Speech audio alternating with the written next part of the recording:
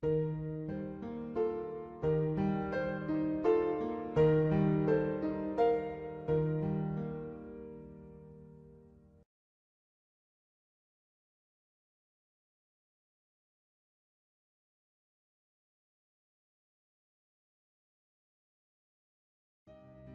next door neighbor came over to ask if they could borrow my van to go to the convenience store.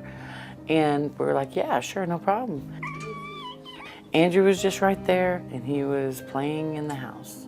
Next thing we know is I was heading towards the back of his house, and Michael flipped around screaming, went out he heard Andrew screaming. And when he got out there, I got out right behind him, and he was flat in the sand. He had been ran over. I mean, I work in the medical field, but that all went out the window because there's my baby just being ran over by a vehicle, and I run out and I scoop him up. Michael, his dad is telling him, we're going to just take him to the emergency room, we're going to take him to the emergency room, and no, we got to call 911 because we didn't want him jarred any more than he was jarred. Michael stayed on the phone with 911, and I kept Andrew alert. He would go in and out and stop breathing, and I'd shake him a little bit, and he'd come to, and I just thought I lost my baby. I'm just holding on to him, and I'm praying, and I'm praying. I kept praying to hear the sirens of the ambulance, but I couldn't hear anything. We arrived on scene shortly after the ambulance had gotten to the scene. He was stable but critical, I would guess, because you don't know his extent of his injuries due to the fact that he had just gotten ran over by a car. He wasn't crying.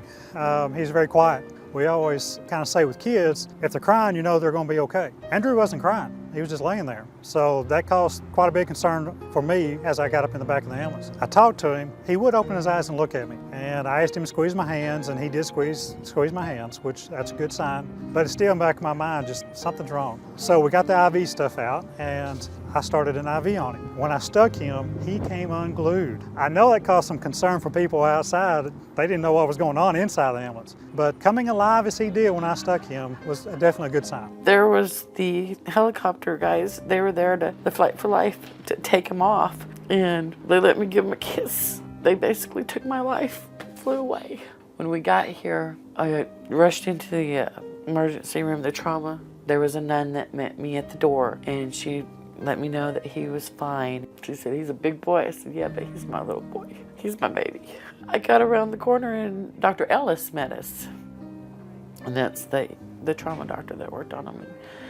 And he asked me exactly what happened. And I told him, you know, that our next door neighbors were backing up, and he darted behind the van, and she ran over him. And he asked me if there was sand in the yard, and I said, yes, there was. And he's like, that's what saved his life. It was God. I know he had his hands around him because there's just no way he could have made it. There's just no way. And I told Michael that it was like the bruises were like God's hands. They were like his fingerprints holding his body when those tires went over him to keep him safe. That's the only explanation I have for it.